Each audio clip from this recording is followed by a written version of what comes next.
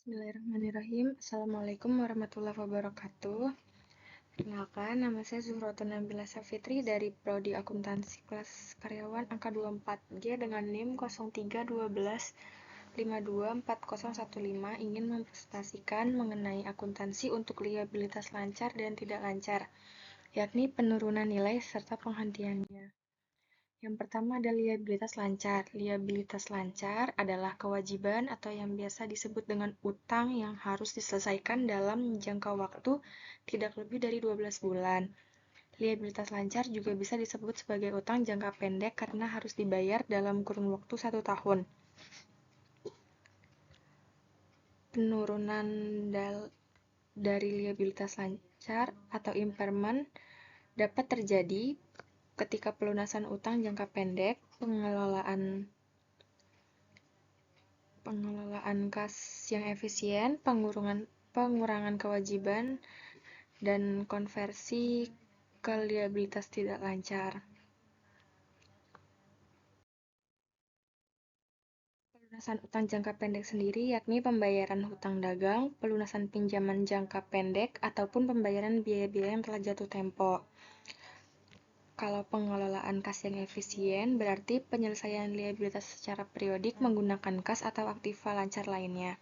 Misalnya pembayaran tagihan pemasok dengan kas atau tata kas yang tersedia. Lalu ada pengurangan kewajiban, maksudnya negosiasi atau restrukturisasi utang dengan kreditur yang menghasilkan pengurangan jumlah kewajiban atau pemanfaatan diskon pembayaran utang. Kalau konversi ke liabilitas tidak lancar, maksudnya beberapa kewajiban jangka pendek dapat direfinance menjadi utang jangka panjang, sehingga pengurangan pos liabilitas lancar dan menambah liabilitas tidak lancarnya. Dampak dari penurunan liabilitas lancar, yakni yang pertama ada meningkatkan rasio likuiditas, maksudnya rasio lancar atau current ratio meningkat yang menandakan kemampuan perusahaan membayar utang jangka pendek dengan aset lancarnya lebih baik. Yang kedua ada mengurangi resiko likuiditas, yakni penurunan liabilitas lancar mengurangi tekanan likuiditas dan menunjukkan pengelolaan kas yang sehat, sehingga perusahaan lebih siap untuk menghadapi kewajiban mendadak. Lalu ada memungkinkan penggunaan dana untuk investasi, yakni setelah kewajiban jangka pendek terlunasi, kas perusahaan dapat dialihkan untuk tujuan ekspansi atau investasi. Lalu ada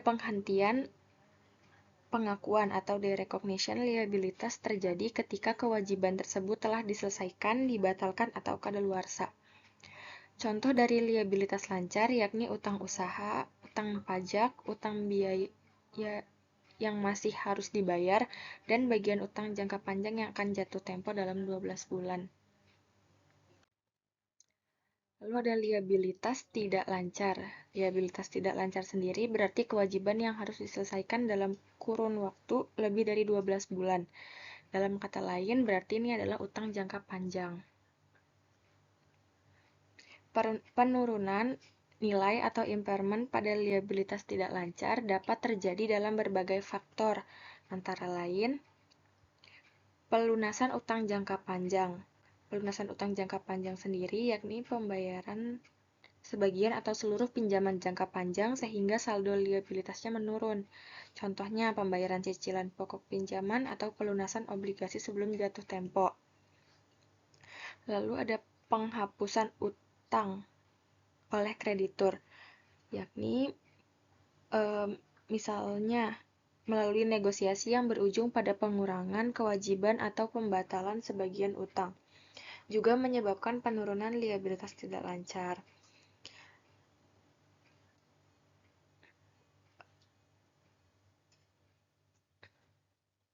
Penurunan kewajiban imbalan kerja, yakni penurunan kewajiban imbalan kerja karena pembayaran manfaat pensiun atau asuransi karyawan. Lalu ada dampak penurunan liabilitas tidak lancar terhadap perusahaan, antara lain mengurangi beban bunga. Dengan berkurangnya utang, beban bunga di masa depan juga ikut berkurang. Meningkatkan rasio keuangan. Penurunan ini memperbaiki rasio utang terhadap ekuitas dan utang terhadap aset, yang membuat struktur modal perusahaan lebih sehat. Lalu ada fleksibilitas keuangan dan memperbaiki arus kas. Penghentian pengakuan atau derecognition liabilitas tidak lancar dilakukan ketika kewajiban berakhir, dibatalkan, dan kadaluarsa. Contoh liabilitas tidak lancar yakni pinjaman bank jangka panjang, obligasi, dan lain-lain, yang pembayarannya tidak harus dalam kurun waktu 1 tahun atau 12 bulan. Penurunan pada liabilitas lancar dan tidak lancar dapat dilihat dari tabel di sini. Yang pertama ada jenis liabilitas lancar, yakni hutang dagang, pinjaman bank jangka pendek, dan biaya masih harus dibayar. Saldo awalnya berupa 80 juta untuk hutang dagang, 30 juta untuk pinjaman bank jangka pendek, biaya masih harus dibayar sebesar 10 juta. Lalu saldo akhirnya ada 60 juta, 15 juta, dan 7 juta. Penurunannya bisa dilihat dari sini. Misalnya hutang dagang saldo awalnya 80 juta dan saldo akhirnya 60 juta. Berarti dia menurun sebesar 20 juta. Begitupun seterusnya.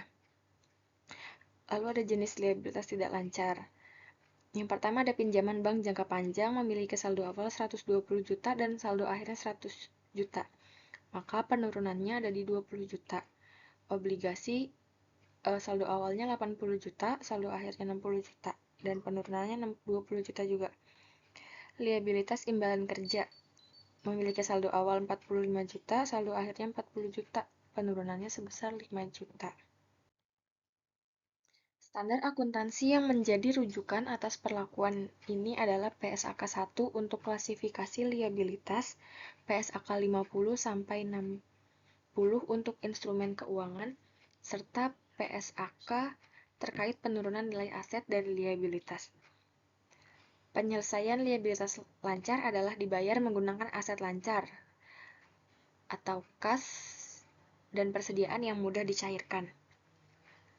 Kalau penyelesaian untuk liabilitas tidak lancar adalah dibayar menggunakan kas atau aset tetap berupa obligasi atau utang jangka panjang.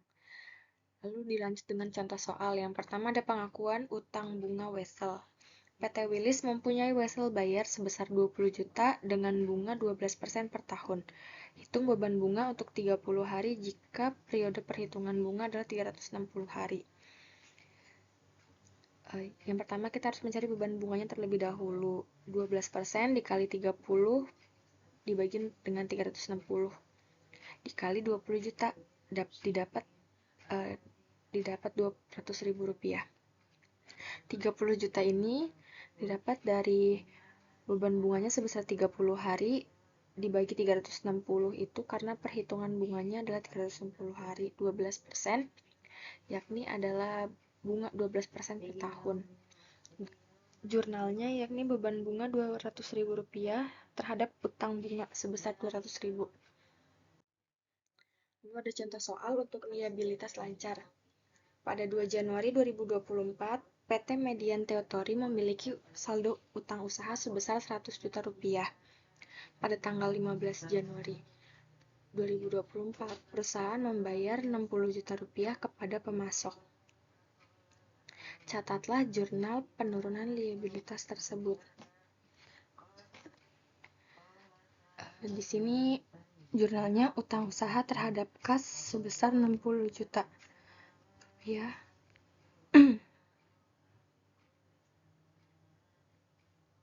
60 juta rupiah.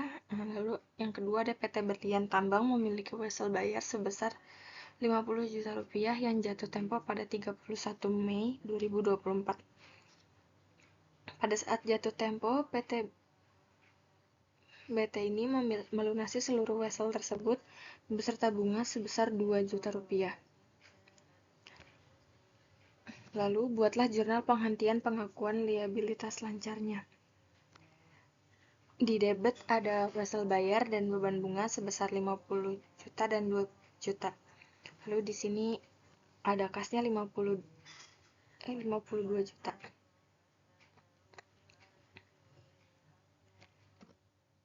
Setelah dibayar lunas, kewajiban wesel bayar dihentikan pengakuannya dari neraca karena telah diselesaikan. Karena di sini terdapat kata dilun. PT BT melunasi seluruh wesel. Lalu ada contoh soal liabilitas tidak lancar. Yang pertama ada PT Teknologi Jaya mempunyai pinjaman bank jangka panjang sebesar 200 juta rupiah. Pada 1 Desember 2024, perusahaan mencicil pinjaman sebesar 40 juta rupiah. Bagaimana pencatatan penurunan liabilitasnya? Di sini jurnalnya pinjaman bank jangka panjang terhadap kas sebesar 40 juta. Pembayaran cicilan pokok mengurangi saldo liabilitas lancar. Pembayaran cicilan pokok mengurangi saldo liabilitas tidak lancar pada laporan posisi keuangan. Yang kedua, PT Energi memiliki obligasi sebesar 500 juta yang akan jatuh tempo pada 30 Juni 2025. Seluruh pokok obligasi dilunasi pada tanggal tersebut dan perusahaan melakukan penghentian pengakuan. Jurnalnya, obligasi terhadap kas sebesar 500 juta rupiah. Setelah dana pembayaran diserahkan kepada pemegang obligasi, liabilitas tidak lancar dihapuskan karena kewajiban telah terbayar lunas. Sekian dari saya. Wassalamualaikum warahmatullahi wabarakatuh.